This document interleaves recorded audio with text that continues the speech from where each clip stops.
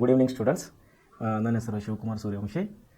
ನಾನು ನಿಮಗೆ ಇವತ್ತಿನ ದಿವಸ ಕನ್ನಡ ವಿಷಯವನ್ನು ಅಭ್ಯಾಸ ಮಾಡಲಿಕ್ಕೆ ಬಂದಿದ್ದೇನೆ. ಪಾಠದ ಹೆಸರು ಬಂದು ಕವಿತೆ ಹೆಸರು ಬಂದು ಕೌರವೇಂದ್ರನ ಕೊಂದೆ ನೀನು ಅನ್ನುವಂಥ ಕವಿತೆಯನ್ನು ನಾವು ನಿನ್ನೆ ಪ್ರಾರಂಭ ಮಾಡಿದ್ದೇವೆ. ಇದನ್ನು ಬರೆದವರು ಕುಮಾರವ್ಯಾಸರು. ಕುಮಾರವ್ಯಾಸರು.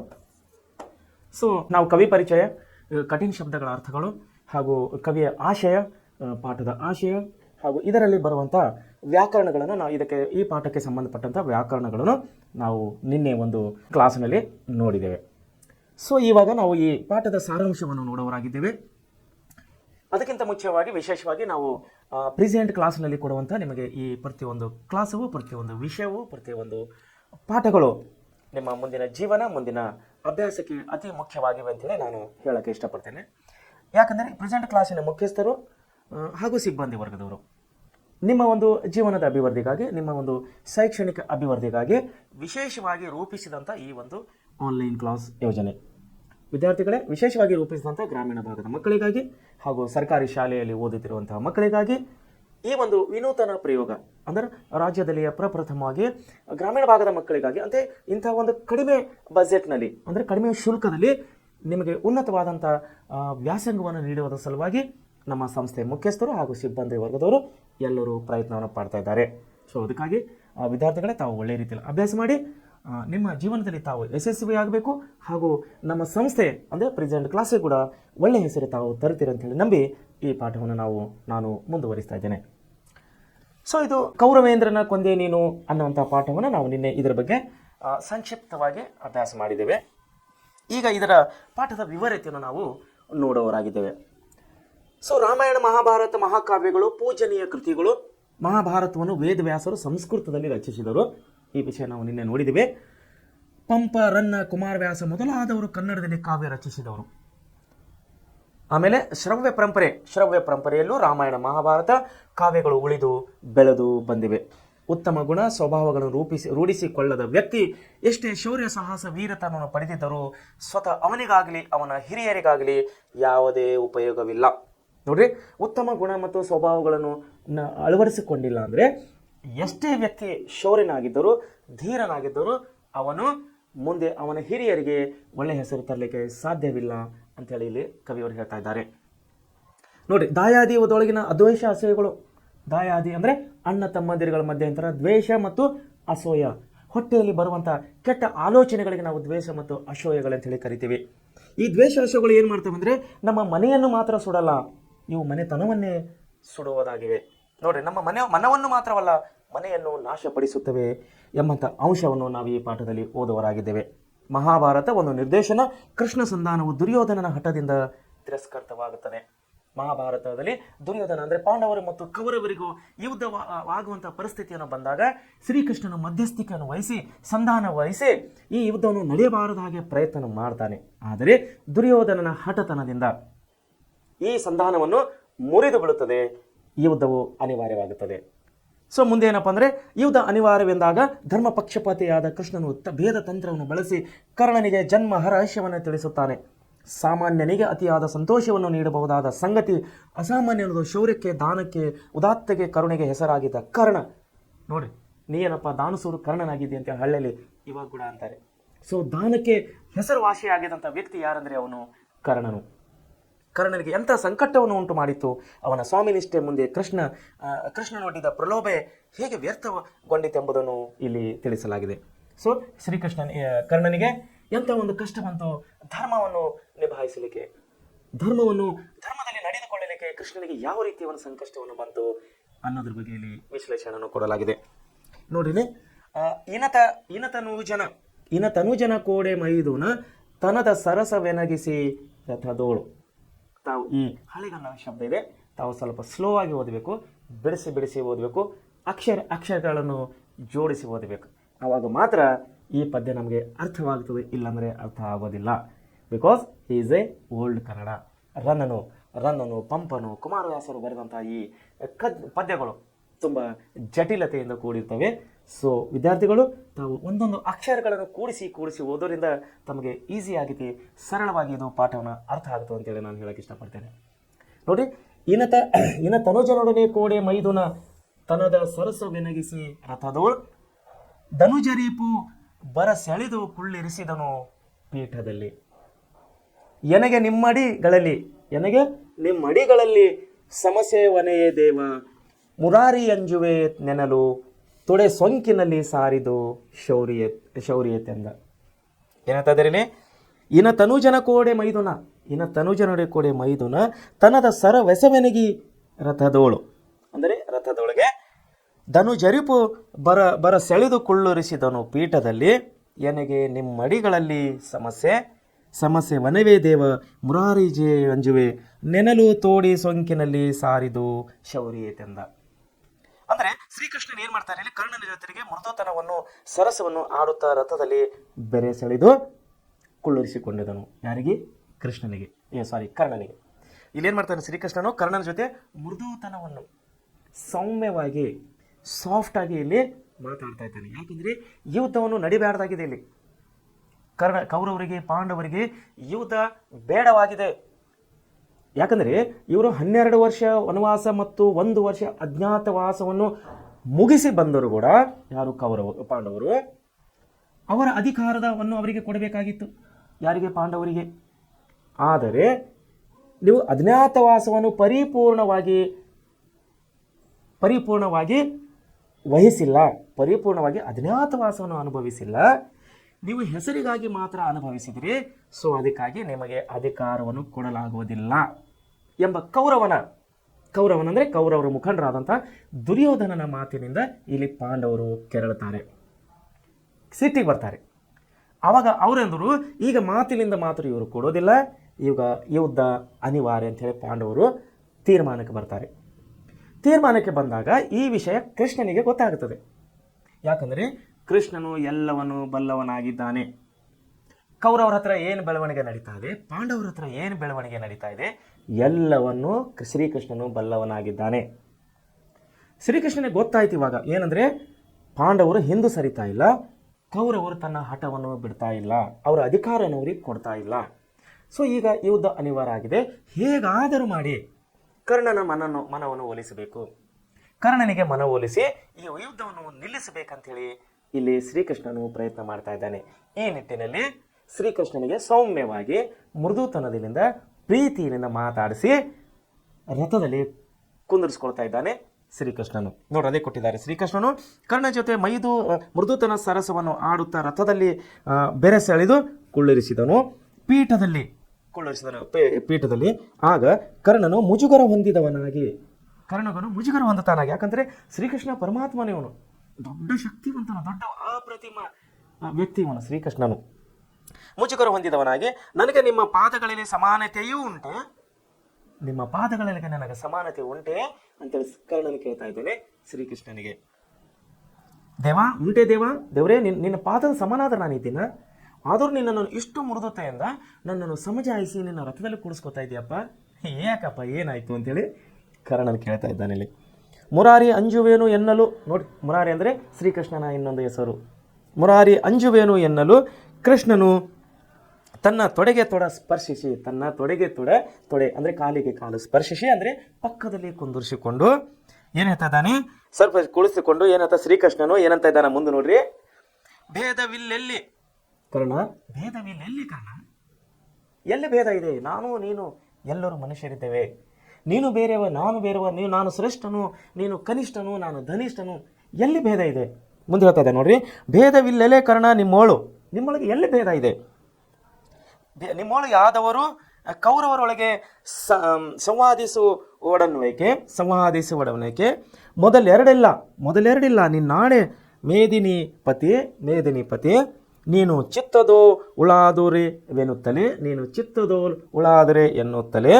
ಎನ್ನುತ್ತಾ ದಾನವಸೂದನನ್ನು, ಅಂದರೆ ಕರ್ಣನು ದಾನಶೂರನು. ಇಲ್ಲಿ ಹೇಳೋದೆಲ್ಲ ಮುಂಚೆ, ಇವಾಗ ಕೂಡ ಹಳ್ಳಿಯಲ್ಲಿ ಹೋದಾರ ಏನಪ್ಪ ದೊಡ್ಡ ದಾನಸೂರು ಕರ್ಣನಾದೇನು, ಅಂದರೆ ದಾನಕ್ಕೆ ಅತಿ ಪ್ರಮುಖವಾದಂಥ ಹೆಸರು ದಾನಸೂರು ಕರ್ಣ. ಸೊ ಏನು ಹೇಳ್ತಾನೆ, ದಾನವಸೂದನನ್ನು ರವಿಸುತನ ಕಿವಿಯಲ್ಲಿ ಬಿತ್ತಿದನು ಭಯವ.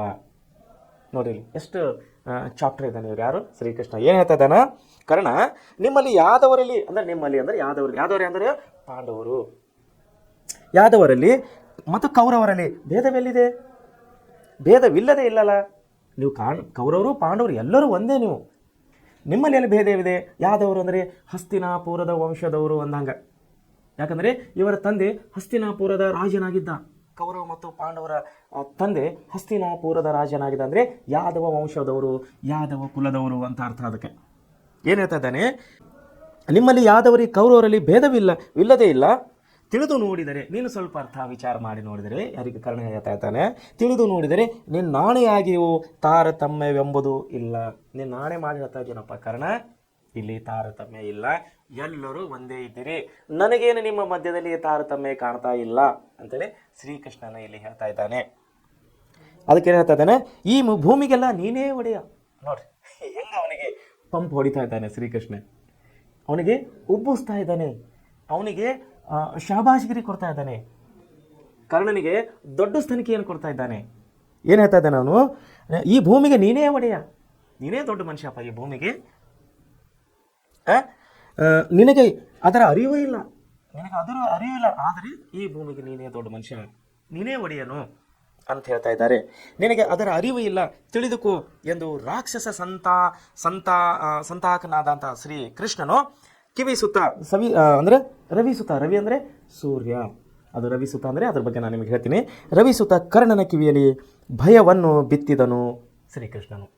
ಏನು ಹೇಳ್ತಾನೆ, ರಾಕ್ಷಸ ಸಂತಾನದಂಥ ಈ ಶ್ರೀಕೃಷ್ಣದನು ಏನು ಹೇಳ್ತಾ ಇದ್ದಾನೆ ರವಿಸುತ್ತ ಕರ್ಣನಿಗೆ, ಅಲ್ಲಪ್ಪ ಕರ್ಣ ನೀನೇ ದೊಡ್ಡ ವ್ಯಕ್ತಿ, ಯಾದವ ಕುಲದವರು, ಯಾದವ ವಂಶದವರು, ನಿಮ್ಮಲ್ಲಿ ಮೇಲು ಕೀಳು ಅನ್ನೋದಿಲ್ಲ, ನಿಮ್ಮಲ್ಲಿ ದೊಡ್ಡವರು ಸಣ್ಣವರು ಅನ್ನೋದಿಲ್ಲ, ನೀವೆಲ್ಲರೂ ಒಂದೇ.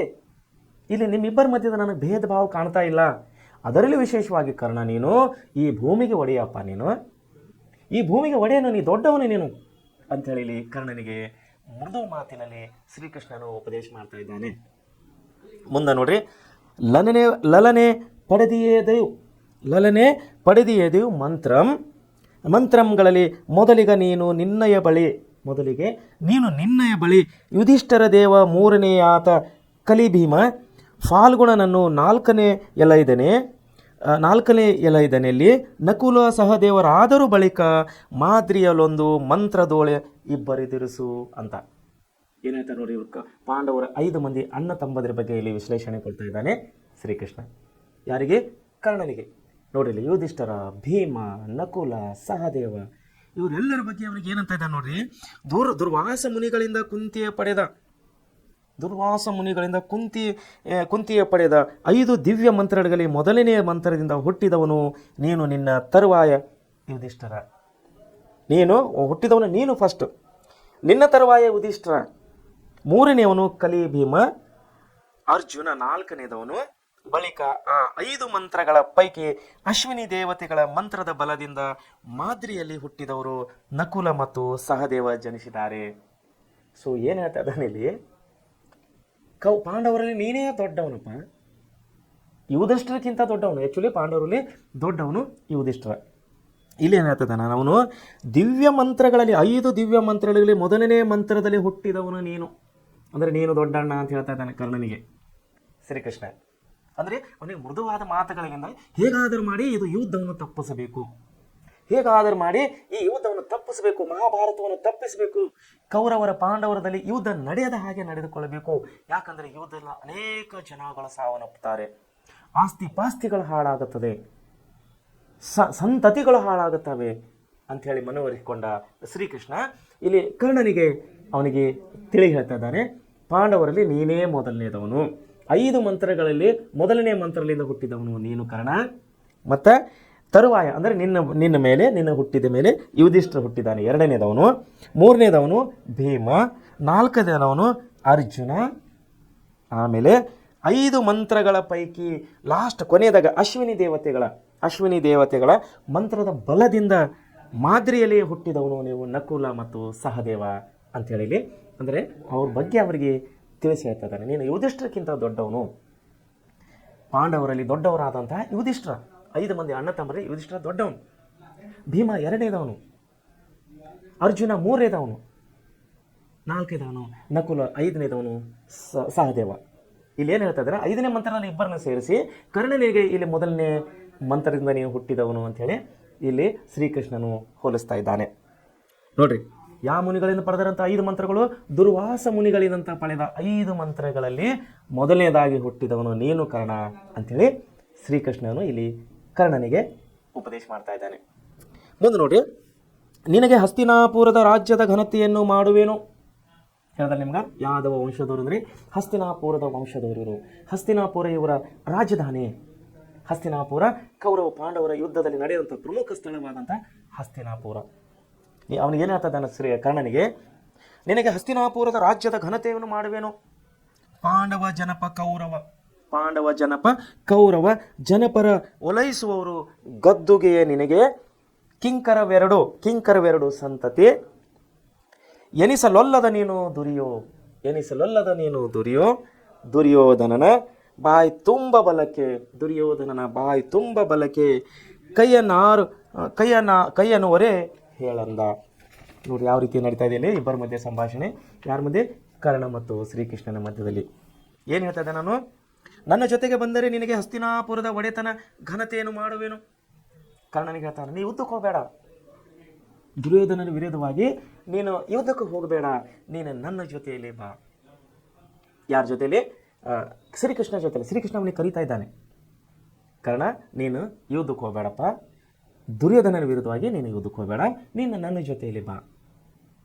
ಶ್ರೀಕೃಷ್ಣ ಹೇಳ್ತಾ ಇದ್ದಾನೆ, ನೀನು ನನ್ನ ಜೊತೆಯಲ್ಲಿ ಬಾ, ನಾನು ನಿನಗೇನು ಮಾಡ್ತೀನಿ, ಹಸ್ತಿನಾಪುರದ ಒಡೆತನ ಮತ್ತು ಘನತೆಯನ್ನು ಮಾಡುವೆನು. ಹಸ್ತಿನಾಪುರದ ಒಡೆತನ ಅಂದರೆ ಅಲ್ಲಿನ ಒಡೆತನ ಅಂದರೆ ಮಾಲೀಕತ್ವ, ಅಂದರೆ ಅಲ್ಲಿನ ರಾಜನಾಗಿ ನಿನ್ನನ್ನು ಮಾಡುವೇನು. ನಿನ್ನ ಸಿಂಹಾಸನದ ಸೇವೆಯಲ್ಲಿ, ಯಾವ ಸಿಂಹಾಸನದ? ಹಸ್ತಿನಾಪುರದ ಸಿಂಹಾಸನದ ಸೇವೆಯಲ್ಲಿ ಕೌರವ ಇವರಿಬ್ಬರು ಕಟಿಬದ್ಧರಾಗಿ ನಿಲ್ಲುವರು. ಯಾರು ನೀನು ವಿರೋಧವಾಗಿ ಬರೋದಿಲ್ಲ. ಕೌರವರಿಗೂ ಕೂಡ ನಾನು ಬರಲಿಕ್ಕೆ ಬಿಡೋದಿಲ್ಲ, ಪಾಂಡವರನ್ನು ಕೂಡ ನಾನು ನಿನ್ನ ಮಧ್ಯಕ್ಕೆ ಬರೋದಿಲ್ಲ. ಅಂದರೆ ಈ 5 ಜನ ಅಣ್ಣ ತಮ್ಮರನ್ನು ನಾನು ಯುದ್ಧಕ್ಕೆ ಕಳಿಸೋದಿಲ್ಲ ಅಥವಾ ಬರಲಿಕ್ಕೆ ಬಿಡೋದಿಲ್ಲ. ಆದರೆ ನೀನೇನು ಮಾಡು, ನನ್ನ ಜೊತೆಯಲ್ಲಿ ಬಾ, ನಾನು ನಿನಗೆ ಹಸ್ತಿನಾಪುರದ ರಾಜನನ್ನಾಗಿ ಮಾಡ್ತೇನೆ, ಸಿಂಹಾಸನದ ಮೇಲೆ ನಿನ್ನನ್ನು ಕುಂದಿರಿಸ್ತೀನಿ ಅಂಥೇಳಿ ಇಲ್ಲಿ ಶ್ರೀಕೃಷ್ಣನು ಕರ್ಣನಿಗೆ ಉಪದೇಶ ಮಾಡ್ತಾ ಇದ್ದಾನೆ. 2 ವಂಶಗಳು ನಿನ್ನ ದಾಸಾನುದಾಸರು. 2 ವಂಶದವರು ಅಂದರೆ ಕೌರವರು ಪಾಂಡವರು ನಿನ್ನ ದಾಸರು, ಅಂದರೆ ನಿನ್ನ ಸೇವೆ ಮಾಡುವವರು. ಅಂತಹ ದೊಡ್ಡ ಗೌರವ ಸ್ಥಾನ ಪಡೆಯುವುದನ್ನು, ಅಂಥ ದೊಡ್ಡ ಗೌರವದ ಸ್ಥಾನವನ್ನು ಪಡೆಯುವುದನ್ನು ಬಿಟ್ಟು ನೀನು ವ್ಯರ್ಥವಾಗಿ ಕೌರವನ ತಾಂಬೂಲದ ಎಂಜಲಕ್ಕೆ ಕೈಯೊಡ್ಡುವೆಯೋ. ಏನಾಗ್ತಾ ಇದ್ದಾನೆ? ಕೌರವ ಪಾಂಡವರು ಇಬ್ಬರು ನಿನ್ನ ದಾಸರನಾಗಿ ಅಂತೆ ಮಾಡ್ತೀನಿ ನಾನು. ಕೌರವರು ನೀನು ಹೇಳಿದ್ದ ಕೇಳೋ ಹಾಗೆ ಮಾಡ್ತೀನಿ, ಪಾಂಡವರು ನೀನು ಹೇಳಿದ್ದ ಕೇಳುವ ಹಾಗೆ ಮಾಡ್ತೀನಿ.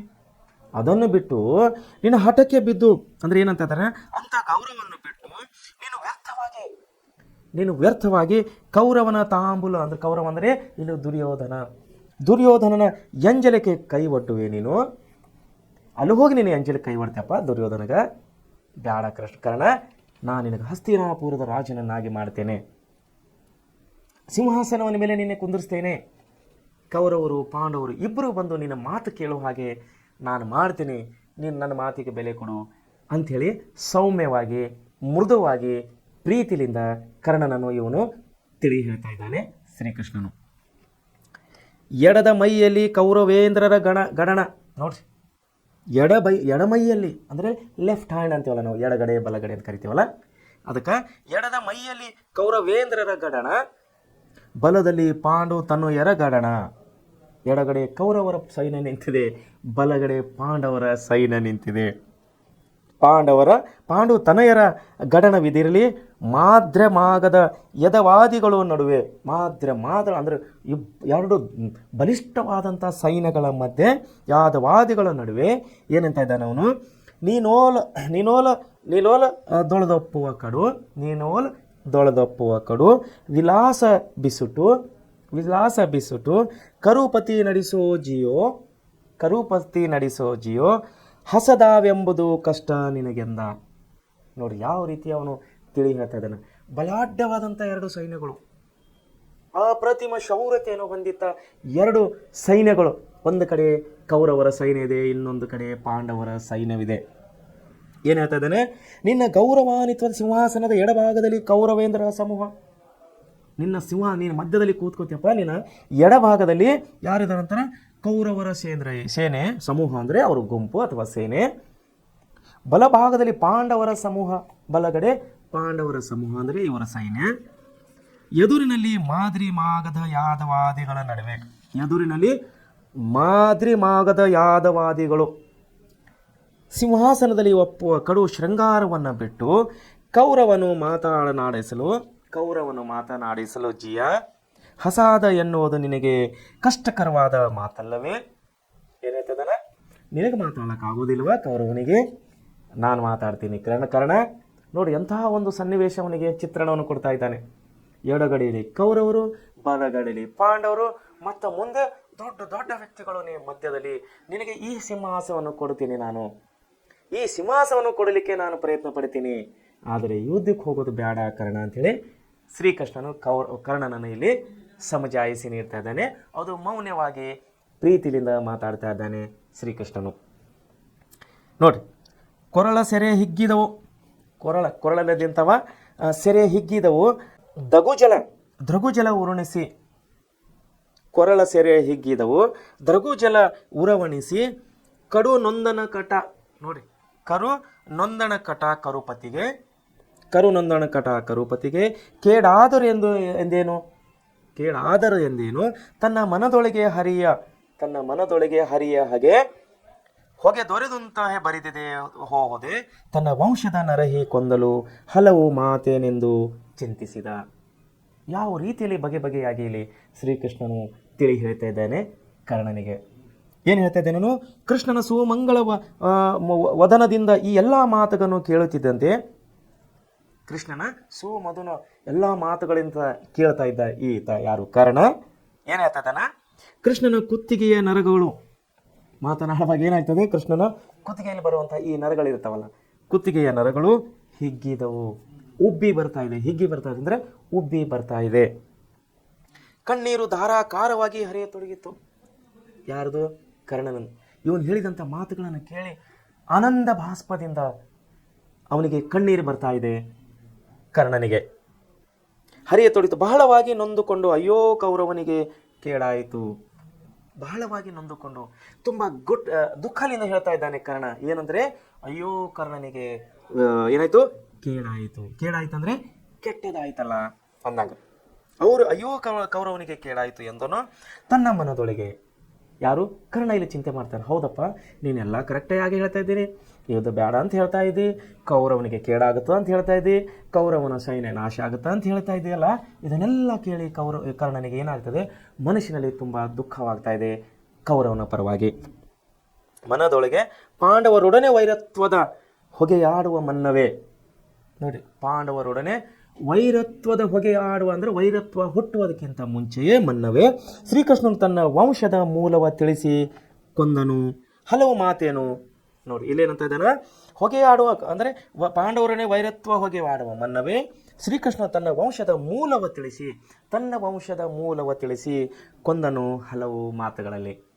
ಸೊ ಇಲ್ಲಿಗೇನ ಕನ್ವಿನ್ಸ್ ಮಾಡ್ತಾ ಇದ್ದಾನೆ ಕೌರವನಿಗೆ, ಯುದ್ಧ ಬೇಡಪ್ಪ, ಯುದ್ಧವಾದರೆ ಇವೆಲ್ಲ ನಾಶಗಳನ್ನು ಮನುಕುಲಜ ನಾಶವಾಗುತ್ತದೆ, ಸಂಸ್ಕೃತಿ ನಾಶವಾಗುತ್ತದೆ, ಜನರು ಸಾವನ್ನಪ್ಪುತ್ತಾರೆ, ಆಸ್ತಿ ಪಾಸ್ತಿಗಳು ನಾಶವಾಗುತ್ತದೆ, ಬೇಡ ಅಂತೇಳಿ ಯುದ್ಧ ಬೇಡ ಅಂಥೇಳಿ ಪರಿಯಾಗಿ ಕರ್ಣನಿಗೆ ಶ್ರೀಕೃಷ್ಣನ ತಿಳಿಸಿ ಹೇಳ್ತಾ ಇದ್ದಾನೆ.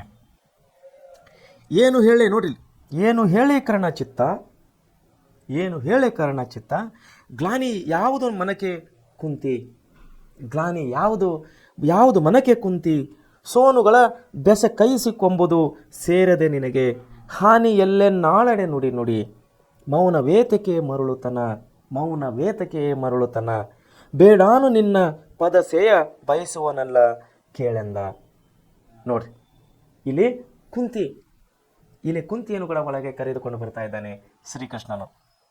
ಏನು ಹೇಳ್ತಾ ಇದ್ದಾನೆ, ಏನು ಹೇಳಯ್ಯ ಕರ್ಣ, ನಿನ್ನ ಮನಸ್ಸಿನ ಚಿಂತೆ ಯಾವುದು ಹೇಳ, ನಿನ್ನ ಮನಸ್ಸಿನ ಚಿಂತೆ ಏನಿದೆ, ಏನು ಹೇಳೇ ಕರ್ಣ, ಗ್ಲಾನಿ ಯಾವುದು ಮನಕ್ಕೆ ಕುಂತಿ, ನಿನಗೆ ಮನಸ್ಸಿನ ಚಿಂತೆ ಯಾವುದು, ಪಾಂಡವರ ಆಧಿಪತ್ಯದಲ್ಲಿರುವುದು ನಿನಗೆ ಮನಸ್ಸಿಲ್ಲವೋ? ಪಾಂಡವರ ಆಧಿಪತ್ಯದಲ್ಲಿ ಇರೋದು ನಿನಗೆ ಮನಸ್ಸಿಲ್ಲವೋ? ನಿನಗೆ ಇಷ್ಟ ಇಲ್ವೋ? ನಿನಗೆ ಸೇರುವುದಿಲ್ಲವೋ? ನಿನಗೆ ಸೇರುವುದಿಲ್ಲವೋ ಅಂದರೆ ನಿನಗೆ ಸಿಗೋದಿಲ್ಲವೋ? ನನ್ನ ನಾಣೆ ಮಾತನಾಡು, ನನ್ನ ನಾಣೆ ಹಾಕ್ತೀನಿ ನಿನಗೆ, ಮಾತನಾಡು. ಮರುಳುತನ ಬೇಡ. ಮರುಳುತನ ಬೇಡ ಅಂದರೆ ಹುಚ್ಚುಚ್ಚಾಗಿ ವಿಚಾರ ಮಾಡುವುದಂಥದ್ದು ಬೇಡ. ಒಳ್ಳೆ ರೀತಿಯಲ್ಲಿ ನನ್ನ ಮಾತು ಕೇಳು. ಮರುಳುತನ ಬೇಡ. ನಿನ್ನ ಅಹಿತವನ್ನು ಎಂದೆಂದಿಗೂ ನಾನು ಬಯಸುವವನಲ್ಲ. ನಿನ್ನ ಬಗ್ಗೆ ಕೇಡನ್ನು ನಾನು ಯಾವತ್ತೂ ಬಯಸುವನಲ್ಲ. ಕಾರಣ ಯುದ್ಧ ಬೇಡಪ್ಪ, ನಿನಗೆ ಹಸ್ತಿನಾಪುರದ ರಾಜನನ್ನಾಗಿ ಮಾಡ್ತೇನೆ. ಎಡಗಡೆ ಕೌರವರು, ಬಲಗಡೆ ಪಾಂಡವರು ಕೂತುಕೊಳ್ಳುವ ಹಾಗೆ ನಿನಗೆ ಮಾಡುತ್ತೇನೆ. ಯುದ್ಧ ಬೇಡ, ನನ್ನ ಮಾತಿನ ನೀನು ಅರ್ಥ ಮಾಡ್ಕೋ ಅಂಥೇಳಿ ಇಲ್ಲಿ ಶ್ರೀಕೃಷ್ಣನು ಪದೇ ಪದೇಯಾಗಿ ಪರಿಯಾಗಿ ಮೃದು ರೂಪದಲ್ಲಿ ಕರ್ಣನಿಗೆ ತಿಳಿಸಿ ಹೇಳ್ತಾ ಇದ್ದಾನೆ. ನೋಡ್ರಿ, ಮರುಳು ಮಾಧವ ಮಹಿಯ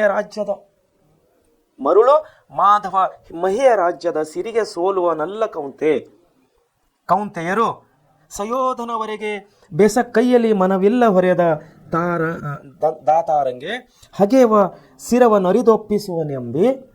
ಸಿರವನೊಪ್ಪಿಸ ನಂಬಿ ಬರದೋಳಿ ಇರ್ದೇನೋ ಕೌರವೇಂದ್ರನ ಕೊಂದೆ ನೀನೆಂದ. ನೋಡಿ ಯಾವ ರೀತಿಯಲ್ಲಿ ವರ್ಣನೆ ಮಾಡ್ತಾ ಇದ್ದೇವೆ. ಇಲ್ಲಿ ಛಂದಸ್ಸುಗಳು, ಅಕ್ಷರಗಳು, ಶಬ್ದಗಳು ಕೂಡಿಕೊಂಡಿರುತ್ತವೆ ಹಳೆಗನ್ನಡದಲ್ಲಿ. ಇದನ್ನು ನಾವು ಬಿಡಿಸಿ ಅಕ್ಷರಗಳನ್ನು ಬಿಡಿಸಿ ಓದಿದಾಗ ಮಾತ್ರ ನಮಗೆ ಅರ್ಥವಾಗುತ್ತದೆ. ಸೊ ಮಕ್ಕಳೇ, ಈ ಪಾಠವನ್ನು ಓದುವಾಗ ತಾವು ಯಾವುದೇ ರೀತಿಯ ಅವಸರವನ್ನು ಮಾಡಂಗಿಲ್ಲ. ಸವಿವರವಾಗಿ ಶಾಂತ ಮನಸ್ಸಿನಿಂದ ಅಕ್ಷರಗಳನ್ನು ಜೋಡಿಸಿ ತಾವು ಓದುವರಾಗಿದ್ದರೆ ಈ ಪಾಠವನ್ನು ತಮಗೆ ಸರಳವಾಗಿ ಅರ್ಥವಾಗುತ್ತದೆ. ಏನಂತ ಇದೆ ನೋಡ್ರಿ, ಮರುಳು ಮಾಧವನೇ, ಈ ಕರ್ಣನು ರಾಜ್ಯದ ಸಿರಿ ಸೌಭಾಗ್ಯಗಳಿಗೆ ಆಶೆ ಪಡುವಂತನಲ್ಲ. ಶ್ರೀಕೃಷ್ಣ ಹೇಳ್ತಾ ಇದ್ದಾನೆ, ಕೌರವ ಪಾಂಡವರು ಆಜ್ಞಾಧಾರಕರಾಗಿರಬೇಕೆಂಬುದು ನನ್ನ ಇಚ್ಛೆ ಇಲ್ಲ. ನನ್ನನ್ನು ಜೋಪಾನ ಮಾಡಿದ ಒಡೆಯ ಕೌರವನಿಗೆ ವೈರಿಗಳಾದ ಪಾಂಡವರ ಶಿರಗಳನ್ನು ತಂದು ಒಪ್ಪಿಸುವ ಭರದಲ್ಲಿದ್ದ ನನಗೆ ವಂಶದ ಮೂಲ ತಿಳಿಸಿ ಕೌರವೇಂದ್ರ ಅಂದರೆ ದುರ್ಯೋಧನ ಕೌರವೇಂದ್ರನನ್ನು ನೀನು ಕೊಂದು ಹಾಕಿದೆ ಎಂದನು. ಹೆಂಗಾಗ್ತದ ನೋಡೋನಿಗೆ, ಮರುಳು ಮಾಧವನೇ ಅಂದರೆ ಕರ್ಣನೇ, ಈ ಕರ್ಣ ರಾಜ್ಯದ ಶ್ರೀ ಭಾಗ್ಯಗಳಿಗೆ ಆಶೆ ಪಡುವಂಥವನಲ್ಲ. ಯಾಕಂದರೆ ಇವನ ಹೆಸರು ಮೊದಲೇ ಇವನ ಹೆಸರು ದಾನಸೂರ ಕರ್ಣ. ಅಂದರೆ ದಾನ ಮಾಡುವುದರಲ್ಲಿ ಇವನು ಪ್ರಮುಖನು, ದಾನ ಮಾಡುವುದರಲ್ಲಿ ಇವನು ನಿಸ್ಸಿಂಹನು, ಕರ್ಣನು. ಅದಕ್ಕಾಗಿ ಹೇಳ್ತಾ ಇದ್ದಾನೆ, ಕೃಷ್ಣನೇ ಹೇಳ್ತಾ ಇದ್ದಾರೆ, ನೀನು ಯಾವುದಕ್ಕೆ ಆಶೆ ಪಟ್ಟವನಲ್ಲ ಕರ್ಣನೇ, ನೀನು ರಾಜ್ಯದ ಸಿರಿ ಸೌಭಾಗ್ಯಗಳಿಗೆ ಆಶೆ ಪಟ್ಟವನಲ್ಲ. ನೀನು ಪಾಂಡವರು ಅಜ್ಞಾತರಾಗಿರಬೇಕು ಎಂಬ ನನ್ನ ಇಚ್ಛೆಯೂ ಇಲ್ಲ. ನನ್ನನ್ನು ಜೋಪಾನ ಮಾಡಿದ ಒಡೆಯ ಕೌರವೇಂದ್ರನಿಗೆ ವೈರಿಗಳಾದ ಪಾಂಡವರ ಶಿರಗಳನ್ನು ತಂದು ಒಪ್ಪಿಸುವ ಭರದಲ್ಲಿದ್ದ ನನಗೆ ವಂಶದ ಮೂಲ ತಿಳಿಸಿ ಕೌರವೇಂದ್ರನನ್ನು ಕೊಂದು ನೀನು ಕೊಂದೆಯ ಅನ್ನುವಂಥ ಮಾತುಗಳನ್ನು ಇಲ್ಲಿ ಕರ್ಣನಿಗೆ ಶ್ರೀಕೃಷ್ಣನು ತಿಳಿಸ್ತಾ ಇದ್ದಾನೆ. ವೀರ ಕೌರವರಾಯನೇ, ದಾರಾತನದಾದ ಹಗೆ ಕೈವಾರದಂತಹನು ಕುರುಪತಿ ಶೌರಿ ಕೆಳೈ ನಾಳೆ ಸಮರದ ಸಾರದಲ್ಲಿ, ಸಮರ ಅಂದರೆ ಯುದ್ಧದ ಸಾರದಲ್ಲಿ ಏನು ಹೇಳ್ತದಾನ, ತೋರುವೇನು ನಿಜ ಭುಜ ಶೌರ್ಯದ ಸಂಪನ್ನವನವನ್ನು ಪಾಂಡುತನ ಅರಿಯಲಿ. ಅಂದರೆ ಯುದ್ಧದಲ್ಲಿ ತೋರಿಸ್ತೇನೆ ನನ್ನ ಭುಜ ಪರಾಕ್ರಮ, ಆದರೆ ಯುದ್ಧದಿಂದ ನಷ್ಟನೇ ವಿನಃ ಇಲ್ಲಿ ಯಾವುದೇ ಲಾಭ ಇರುವುದಿಲ್ಲ ಅನ್ನುವಂಥ ಮಾತನ್ನು ಏನು ಹೇಳ್ತಾ ಇದ್ದಾನೆ, ಕರ್ಣನಿಗೆ ಹೇಳ್ತಾ ಇದ್ದಾನೆ ಶ್ರೀಕೃಷ್ಣನು. ಕರ್ಣನೇ, ನೀನು ಯಾವುದೇ ಆಶೆ ಪಟ್ಟವನಲ್ಲ. ಸಿರಿ ಧಾನ್ಯಗಳಿಗೆ ನೀನು ಆಶೆ ಪಟ್ಟವನಲ್ಲ, ನನಗೆ ಗೊತ್ತು. ಆದರೆ ನೀನು ಕೌರವರ ಪಾಂಡವರ ಮಧ್ಯದಲ್ಲಿ ಈ ಯುದ್ಧವನ್ನು ಆದರೆ ಮುಂದೆ ದೊಡ್ಡ ಅನಾಹುತಗಳಾಗುತ್ತವೆ, ಯುದ್ಧ ಮಾಡುವುದು ಬೇಡ ಅಂಥೇಳಿ ಇಲ್ಲಿ ಶ್ರೀಕೃಷ್ಣನು ಕರ್ಣನಿಗೆ ಹೇಳ್ತಾ ಇದ್ದಾನೆ. ನಿನ್ನ ನಿಜವಾದ ಒಡೆಯನೆಂದರೆ ವೀರ ಕೌರವರಾಯನೇ. ನೋಡಿ ಹೆಂಗತ್ತಾನೆ, ನಿನ್ನ ನಿಜವಾದ ಒಡೆಯನೆಂದರೆ ವೀರ ಕೌರವನ ರಾಯ ಅಂದರೆ ಇಲ್ಲಿ ದುರ್ಯೋಧನ. ಕೌರವರ ಮುಖಂಡರಿಗೆ ನಾವು ಕೌರವರಾಯನೆ ಅಂತೇಳಿ ಕರಿತೀವಿ. ಪಾಂಡವರಾಯರ ಮುಖಂಡ ಅಂದರೆ ಪಾಂಡವರ ಮುಖಂಡರಾದಂತಹ ಯುಧಿಷ್ಠಿರನಿಗೆ ನಾವಿಲ್ಲಿ ಕೌರವರಾಯ ಅಂತ ಕರಿತೀವಿ. ದುರ್ಯೋಧನನಿಗೆ ನಾವು ಇಲ್ಲಿ ಕೌರವರಾಯ ಅಂತೇಳಿ, ಅಲ್ಲಿ ಪಾಂಡವರಾಯ ಅಂತೇಳಿ ಯುಧಿಷ್ಠಿರನಿಗೆ ಕರಿತೀವಿ. ಏನಂತಾರೆ ನೋಡ್ರಿ, ವೀರ ಕೌರವರಾಯನೇ, ಅವನಿಗೆ ಯಾರು ವೈರಿಗಳು? ಅವರು ನನಗೂ ವೈರಿಗಳೇ. ಯುದ್ಧ ಮಾಡಿ ಒಡೆಯನಿಗೆ ಜಯವ ತರುವುದೇ ನನ್ನ ಸಂತ್ಯಕಲ್ಪ. ಪರಶಿವನಾಣೆಯಾಗಿಯೂ ನಾಳಿನ ಮಹಾಭಾರತ ಕಾಳಗದಲ್ಲಿ ನನ್ನ ತೋಳ್ ಬಲವೇನೆಂಬುದನ್ನು ತೋರಿಸದೆ ಬಿಡಲಾರೆ ಅಂದನು. ಏನು ಹೇಳ್ತದ ನೋಡಿ ಇಲ್ಲಿ ಕರ್ಣ ಹೇಳ್ತದನ, ನನ್ನ ಭುಜಬಲ ಏನೆಂಬುದು ನಾನು ತೋರಿಸಿಬಿಡ್ತೀನಿ ಅಂಥೇಳಿ ಇಲ್ಲಿ ತನ್ನ ಶೌರ್ಯದ ಬಗ್ಗೆ ಮಾತಾಡ್ತಾ ಇದ್ದಾನೆ ಕರ್ಣನು. ಮುಂದೆ ನೋಡ್ರಿ ಏನು ಹೇಳ್ತಾನೆ, ಮಾರಿಗೆ ಗೌತಣವಾಯಿತು ನಾಳಿನ ಭಾರತವು ಚದುರಂಗದ ಬಲದಲ್ಲಿ. ನೋಡ್ರಿ, ಗೌತಣವಾಯಿತು ನಾಳಿನ ಭಾರತವು ಚದುರಂಗದ ಬಲದಲ್ಲಿ, ಕೌರವನ ಋಣ ಹಿಂಗೆ ರಣದಲ್ಲಿ, ಶುಭಟ ಕೋಟೆಯನ್ನು ತೀರಿಸೆಯೇ ಪತಿ ವರ್ಷಕ್ಕೆ ಸೈ. ಇಲ್ಲೇನು ಹೇಳ್ತದೆ ಮುಂದೆ, ರೀರವನ್ನು ನೂಕುವೇನು ನಿನ್ನಯ ವೀರ ರೈವರ ನೋಯಿಸೇನು ರಾಜೀವ ಸುಖನಾಣೆ. ಮುಂದುವರೆದು ಮಾತಾಡ್ತಾ ಇಬ್ಬರ ಮಧ್ಯೆ ಸಂಭಾಷಣೆ ನಡೀತಾ ಇದೆ. ಏನು ಅವರನ್ನು ಕರೆದುಕೊಂಡು ಪಕ್ಕದಲ್ಲಿ ಕುಂದಿರಿಸ್ಕೊಂಡಿದ್ದಾನೆ ಶ್ರೀಕೃಷ್ಣನು ಕರ್ಣನಿಗೆ. ನಾಳಿನ ಮಹಾಭಾರತದ ಯುದ್ಧವು ಮಾರಿಗೆ ಔತಣವಾಯಿತು. ನೋಡ ಅದೆಂತದಲ್ಲ, ನಾಳಿನ ಮಹಾಭಾರತವು ಮಾರಿ ಅಂದರೆ ಮರಣಗಳಿಗೆ ಔತಣವಾಯಿತು ಅಂತ ಅರ್ಥ ಆದರು. ಮಾರಿ ನೋಡಂತಾರಲ್ಲ, ಮಾರಿ ಹಬ್ಬ ಇನ್ನು ಮುಂದೈತಿ ಮಾರಿ ಹಬ್ಬ. ಮಾರಿ ಅಂದರೆ ಮರಣ, ಶವಗಳ ಒಂದು ರಾಶಿ ಅಂತೇಳಿ ನಾವು ಹೇಳ್ಬೋದು ಇಲ್ಲಿ. ನಾಳಿನ ಮಹಾಭಾರತ ಯುದ್ಧವು ಮಾರಿಗೆ ಔತಣವಾಯಿತು, ಕೌರವನ ಋಣವನ್ನು ತೀರಿಸಲು ರಣರಂಗದಲ್ಲಿ ಕೋಟಿ ಶೂರರನ್ನು ಸಿಂಹರಿಸಿಯೇ ನಂತರ ನನ್ನ ಒಡೆಯನಿಗಾಗಿ ಈ ಶರೀರವನ್ನು ಬಲ ಕೊಡುವೆನು. ನನ್ನ ತಂದೆ ಸೂರ್ಯನ ಆಣೆಯಾಗಿಯೂ, ಕರ್ಣ ಹೇಳ್ತಾ ಇದ್ದಾನೆ. ಕರ್ಣನ ತಂದೆ ಯಾರು? ಇಲ್ಲಿ ಮುಂಚೆ ಬಂದಿತ್ತು ಸೂರ್ಯಸುತ ಅಂತೇಳಿ, ನಾನು ನಿಮ್ಮ ಮುಂದೆ ಹೇಳ್ತೀನಿ ಅಂತ ಹೇಳಿದೆ. ಇಲ್ಲಿ ಬಂತು ನೋಡ್ರಿ, ನನ್ನ ತಂದೆಯ ಸೂರ್ಯನ ಆಣೆಯಾಗಿಯೂ ನಿನ್ನ ವೀರ ರೈವರಾದಂತಹ ಪಾಂಡವರನ್ನು ನೋಯಿಸೇನು ಎಂದು ವಚನವೆತ್ತನು. ಏನು ಹೇಳ್ತದಾನೆ ಇಲ್ಲಿ ಕರ್ಣ? ನನ್ನ ತಂದೆ ಆಣೆ ಮಾಡಿ ಹೇಳ್ತೀನಿ, ಸೂರ್ಯನ ಆಣೆ ಮಾಡಿ ಹೇಳ್ತೀನಿ ಶ್ರೀ ಕೃಷ್ಣನೇ, ನಿನ್ನ ವೀರ ರೈವರಾದಂತಹ ಐವರು ವೀರರಾದಂತಹ ಪಾಂಡವರನ್ನು ನೋಯಿಸೇನು, ನಾನು ಯಾವತ್ತೂ ಅವರನ್ನು ನೋಯಿಸುವುದಿಲ್ಲ, ಅವರ ಮನಸ್ಸನ್ನು ನಾನು ನೋಯಿಸುವುದಿಲ್ಲ ಅಂತ ಹೇಳಿ ಇಲ್ಲಿ ವಚನವನ್ನು ಕೊಡ್ತಾ ಇದ್ದಾನೆ ಕರ್ಣನು. ಸೊ ಇವನಿಗೆ ಬೇಕಾಗಿದ್ದು ಅದೇ, ಯಾರಿಗೆ? ಶ್ರೀಕೃಷ್ಣನಿಗೆ ಬೇಕಾಗಿದ್ದು ಅದೇ. ಯುದ್ಧ ಬೇಡವಾಗಿತ್ತಿಲ್ಲಿ, ಇಲ್ಲಿ ಹೇಗಾದರೂ ಮಾಡಿ ಯುದ್ಧ ನಿಲ್ಲಬೇಕು, ನಿಲ್ಲಬೇಕಂತೇಳಿ ಶ್ರೀಕೃಷ್ಣನ ಆಶಯ ಆಗಿತ್ತು. ಆ ಒಂದು ದಿಶೆಯಲ್ಲಿ ಕರ್ಣನಿಗೆ ಕರ್ಣನ ಮನವೊಲಿಸಿದರೆ ಈ ಯುದ್ಧವು ನಿಲ್ಲಬಹುದು, ಆಗುವಂಥ ಅನಾಹುತಗಳನ್ನು ನಾವು ತಪ್ಪಿಸಬಹುದು ಅಂಥೇಳಿ ಇಲ್ಲಿ ಶ್ರೀಕೃಷ್ಣನು ಪ್ರಯತ್ನ ಮಾಡ್ತಾ ಇದ್ದಾನೆ. ಪರಿಯಾಗಿ ತನ್ನ ಪಕ್ಕದಲ್ಲಿ ಕುಂದಿರಿಸ್ಕೊಂಡು ಪರಿಯಾಗಿ ಅವನನ್ನು ತಿಳಿಸಿ ಹೇಳ್ತಾ ಇದ್ದಾನೆ, ಕರ್ಣನೇ ಯುದ್ಧ ಬೇಡ, ನೀನು ತುಂಬ ವೀರನು, ನೀನು ತುಂಬ ಶೂರನು, ನಿನಗೆ ಹಸ್ತಿನಾಪುರದ ರಾಜನನ್ನಾಗಿ ಮಾಡುತ್ತೇನೆ, ನಿನ್ನ ಎಡಗಡೆಯಲ್ಲಿ ಕೌರವರು ನಿನ್ನ ಬಲಗಡೆಯಲ್ಲಿ ಪಾಂಡವರು ಇರುವಂಥ ಸಿಂಹಾಸನದ ಮೇಲೆ ನಿನ್ನನ್ನು ಕುಂದಿರಿಸ್ತೇನೆ. ಆದರೆ ಯುದ್ಧ ಬೇಡಪ್ಪ, ಯಾಕಂದರೆ ಯುದ್ಧದಿಂದ ಘೋರವಾದಂತಹ ಯುದ್ಧ ನಡೀತದೆ.